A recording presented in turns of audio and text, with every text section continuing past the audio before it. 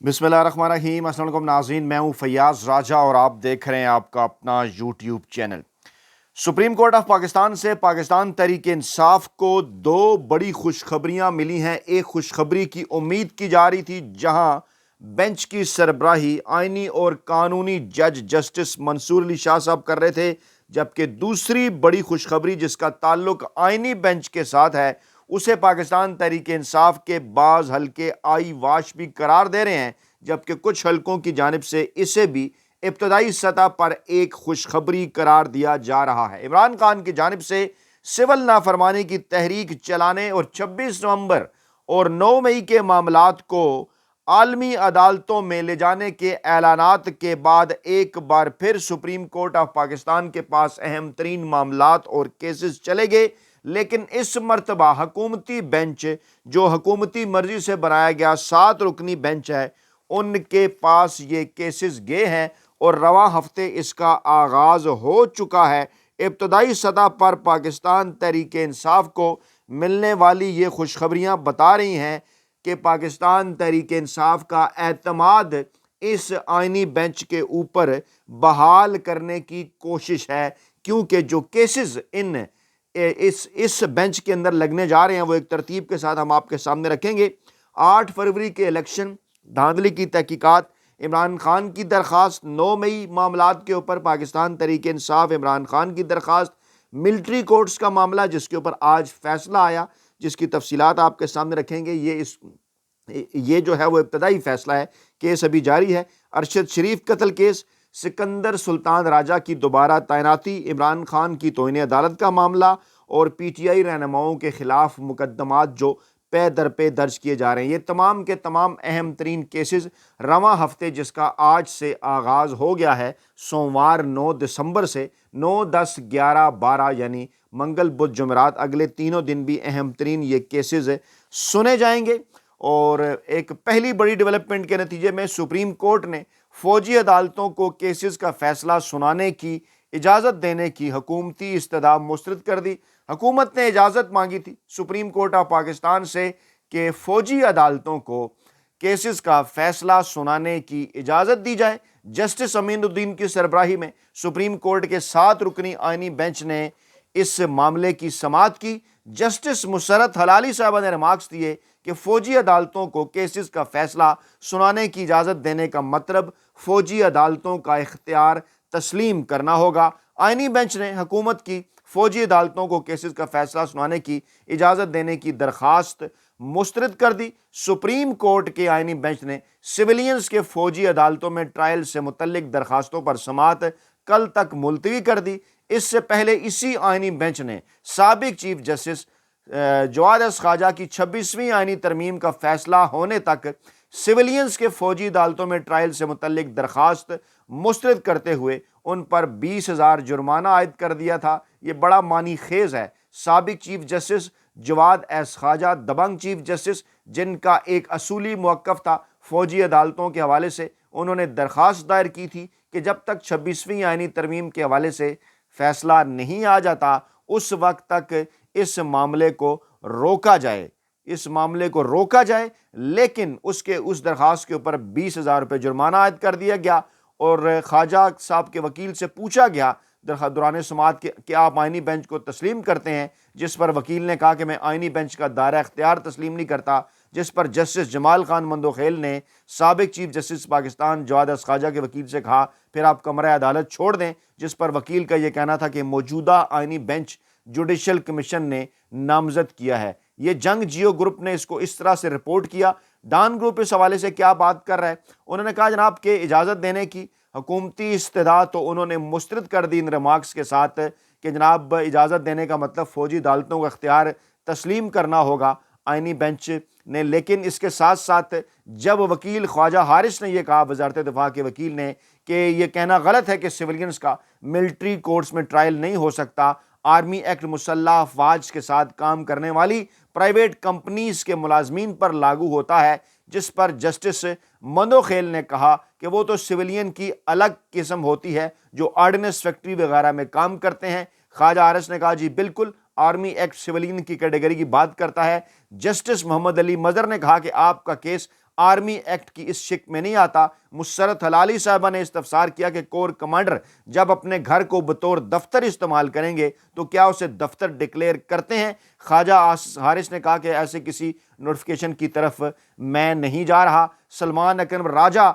نے بھی اس موقع پر موقف اپنایا کہ ہمیں بھی جسٹس منیب اختر کے تحریر کردہ فیصلے کے کچھ حصوں پر اعتراض ہے، میں اس پر جو ہے وہ دلائل دوں گا۔ اور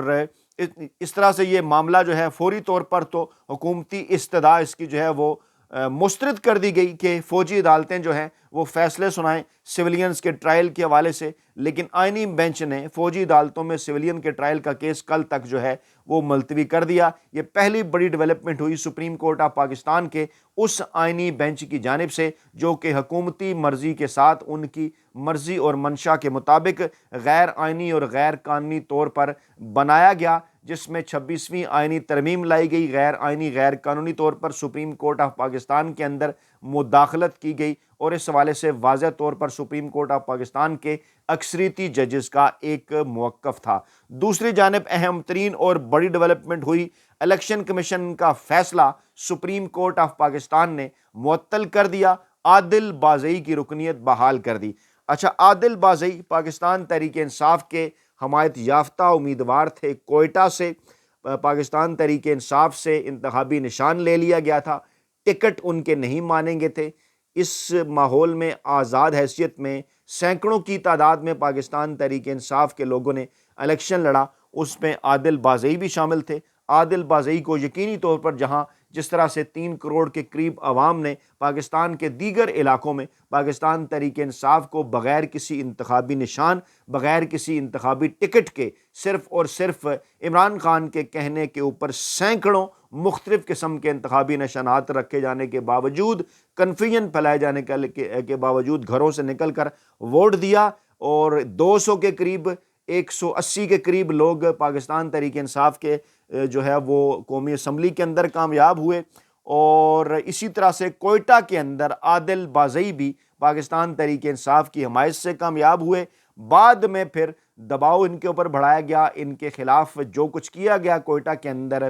ان کے کاروبار کے ساتھ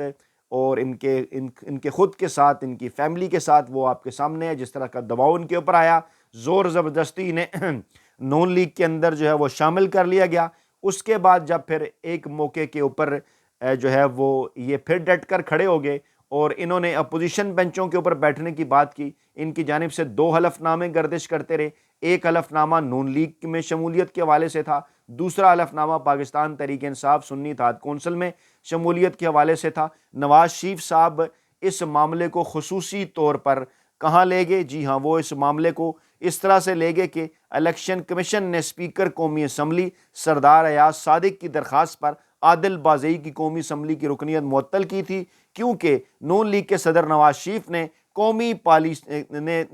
پارٹی پالیسی سے انحراف کا الزام لگاتے ہوئے ان پر 26ویں آئینی ترمیم کے لیے اپوزیشن میں جا کر بیٹھنے پر اسپیکر سردار ایاز صادق کو ان کے خلاف کارروائی کے لیے خط لکھا تھا۔ ملی بھگت تھی، وہاں پر درجنوں وہ ارکان ماضی میں بھی اور ابھی بھی جن کے اوپر پاکستان تحریک انصاف کی حمایت سے جیتے، حلف نامے بھی جمع کرائے، دوسری طرف جا کر ووٹ دے دیا، 26ویں آئینی ترمیم نے تحفظ دے دیا، جو چاہے ان کا حسن کرشمہ ساز کرے، لیکن اس ایک معاملے کو خصوصی اہمیت دے کر نواز شریف نے سردار ایاز صادق کو اشارہ کیا، سردار ایاز صادق نے کارروائی کی، الیکشن کمیشن کو بھیجا، الیکشن کمیشن نے سردار ایاز صادق کی درخواست پر عادل بازئی کی قومی اسمبلی کی رکنیت جو ہے وہ معطل کر دی تھی، اور عادل بازئی نے پھر قومی اسمبلی کی ان کی جو رکنیت اسپیکر کے کہنے پر الیکشن کمیشن نے معطل کی، اس پر وہ سپریم کورٹ آف پاکستان چلے گئے تھے، اور وہاں سپریم کورٹ آف پاکستان میں اس معاملے کو جسٹس منصور علی شاہ کی سربراہی میں 3 رکنی بینچ دیکھ رہا تھا، جس میں جسٹس عقیل عباسی اور جسٹس عائشہ ملک صاحبہ شامل تھے۔ اب ناموں ہی سے اندازہ ہو جاتا ہے آئینی اور قانونی ججز، اور تمام تر وہ فیصلے دے رہے ہیں جو آئین اور قانون کے مطابق ہیں، حکومت کے ناپسندیدہ ججز، قاضی فائز عیسیٰ صاحب کے گروپ کے ناپسندیدہ ججز۔ یہاں سے جناب فیصلہ آتا ہے، سپریم کورٹ الیکشن کمیشن کا فیصلہ معطل کرتے ہوئے عادل بازئی کی قومی اسمبلی کی رکنیت جو ہے وہ بحال کر دیتی ہے۔ گویا کہ پاکستان تحریک انصاف کے مینڈیٹ کی واپسی کا یہ اعلان ہے، واپسی کی یہ شروعات ہیں۔ یہ معاملہ ظاہر کرتا ہے کہ آئین اور قانون کے مطابق ایسے ہی اگر تمام تر معاملات کو دیکھا جائے آئینی بینچز کے اندر بھی، تو پھر پاکستان تحریک انصاف کے مینڈیٹ کی واپسی ہی ہوگی۔ یہ بار بار پکار کر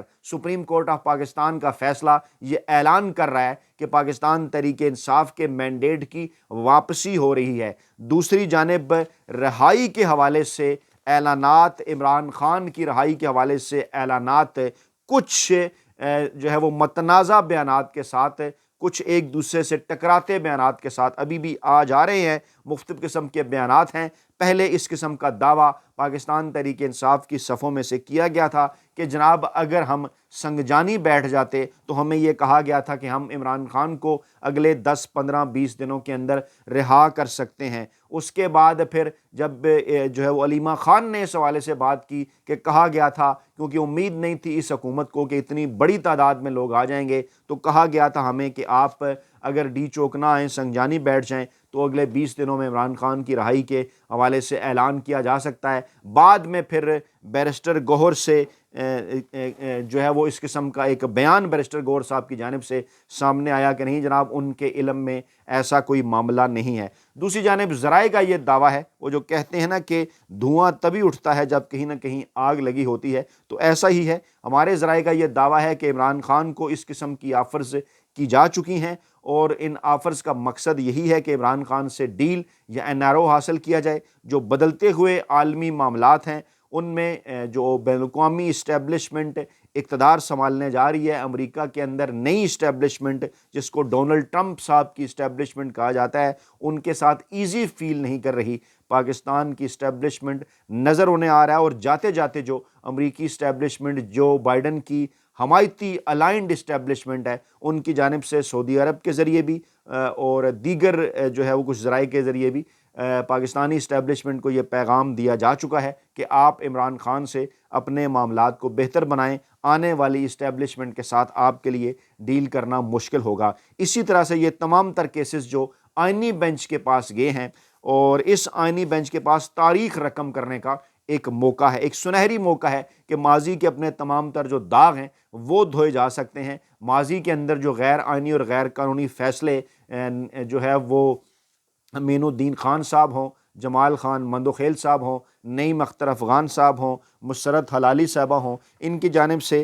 ماضی میں جس قسم کے فیصلے آئین اور قانون کے خلاف جو آئے، ان کے داغ دھونے کا وقت آ چکا ہے۔ اور سپریم کورٹ آف پاکستان کے ذرائع کا یہ دعویٰ ہے کہ یہ ضروری نہیں، ماضی میں بھی اس قسم کی مثالیں موجود ہیں کہ حکومتی مرضی کے ساتھ، حکومتی منشا کے ساتھ ججز آئے سپریم کورٹ آف پاکستان میں، یہاں تک کہ چیف جسٹس بھی آئے، لیکن ایک موقع کے اوپر آ کر پھر انہوں نے آئین اور قانون کے تحت جب فیصلے دینا شروع کیے تو ان کے جو لانے والے تھے انہیں ہی اس بات کے اوپر پریشانی ہونا شروع ہو گئی۔ اس وقت بھی ابتدائی سطح پر یہ فوجی عدالتوں کے حوالے سے جو فیصلہ آیا ہے، اسے ٹھنڈی ہوا کا جھونکا قرار دیا جا رہا ہے، لیکن اس کے ساتھ ساتھ کچھ ہلکے سے آئی واش بھی قرار دے رہے ہیں کہ پاکستان تحریک انصاف تاکہ آئینی بینچ کا بائیکاٹ نہ کرے، پاکستان تحریک انصاف تاکہ ان تمام تر معاملات کے اوپر سپریم کورٹ آف پاکستان میں آئے۔ لیکن ایک بات کا کریڈٹ بہرحال پاکستان تحریک انصاف اور عمران خان کو دینا ہوگا کہ تمام تر چیزوں کے باوجود ابھی تک عمران خان اور پاکستان تحریک انصاف کی جانب سے عدالتوں کے اوپر بار بار انہیں موقع دیا جا رہا ہے، بار بار یہ بات کی جا رہی ہے کہ ہم اس عدالتی سسٹم سے باہر نکل کر اگر سڑکوں پر احتجاج کر بھی رہے ہیں تو ایک مخصوص محدود حد تک کر رہے ہیں، ہم نے قطعاً بائیکاٹ نہیں کیا عدالتوں کا۔ بارہا یہ کہتے ہیں کہ عدالتیں دباؤ کے نتیجے میں جو ہے وہ بنائی گئیں، اپنی مرضی اور منشا کے مطابق آئینی بینچز بنائے گئے، لیکن اس کے باوجود ہم اپنے تمام تر معاملات ایک بار پھر انہی عدالتوں، انہی آئینی بینچز کی جانب لے جا رہے ہیں۔ اور یہ جو کیسز میں نے آپ کے سامنے رکھے ہیں بڑے بڑے کیسز ہیں، اہم ترین کیسز ہیں۔ 9 مئی کا معاملہ ہو، انتخابی دھاندلیوں کا معاملات ہوں، ملٹری کورٹس کا معاملہ ہو، پاکستان تحریک انصاف کے لوگوں پر کیسز کا معاملہ ہو، یہ تمام کے تمام وہ معاملات ہیں جو گزشتہ کافی ماہ سے سپریم کورٹ آف پاکستان میں رکے ہوئے تھے، ان کی باری ہی نہیں آ رہی تھی، ان کیسز کو سنا ہی نہیں جا رہا تھا، اور قاضی فیض عیسیٰ صاحب، ان کے لیے کہا جاتا ہے کہ وہ ان تمام تر کیسز پر ان کو خزانہ سمجھ کر ان کے اوپر سانپ بن کر بیٹھے ہوئے تھے۔ لیکن اب خیر اس جو ہے وہ سپریم کورٹ آف پاکستان کے اندر اس عدالتی ہفتے کا آغاز آج سے ہو چکا ہے، جس عدالتی ہفتے کے اندر ان اہم ترین کیسز کے اوپر سماعت ہونی ہے۔ عمران خان کو پاکستانی اسٹیبلشمنٹ کی جانب سے ایک بار پھر یہ پیغام پہنچاتے ہوئے ان سے گارنٹی مانگ لی گئی ہے کہ آنے والے دنوں میں اگر آپ سیاست میں عملی طور پر حصہ نہ لینے کے حوالے سے یقین دہانی کرائیں کچھ عرصے کے لیے، اس حکومت کو چلنے دیں، تو ایسی صورتحال میں آپ کو بڑے ریلیف دیے جا سکتے ہیں۔ اپنا بہت خیال رکھیے گا، دعاؤں میں یاد رکھیے گا۔ نئی ویڈیو کے ساتھ جلد حاضر ہوں گے۔ اللہ نگہبان۔